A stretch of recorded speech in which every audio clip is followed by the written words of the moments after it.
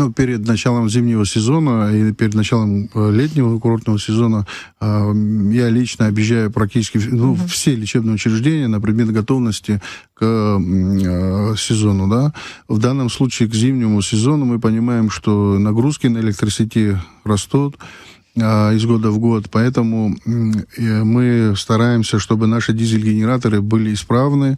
Мы смотрим, заправлены они там топливом, какой резерв топлива, там даже знаю, как надо, там фильтра какие стоят, ремни какие стоят, там постоянно. Все тонкости. Да, вот приходится с руководителями структурных подразделений, мы встречаемся, приезжаем, включаем дизеля, смотрим резерв и так далее. Да, у нас практически во всех лечебных учреждениях стоят резервные дизель-генераторы, в Гудаутах вообще 2 стоит резервных дизель-генератора.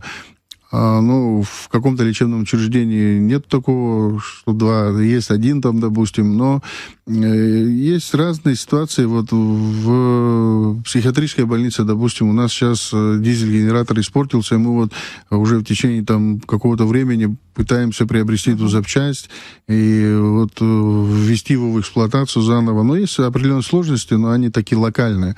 Вот. Основные крупные лечебные учреждения, они оснащены нашими мощными, да, и все ЦРБ, дизель-генераторами, и республиканская больница, есть объем определенный дизеля, который хранится у нас на случай чрезвычайных ситуаций.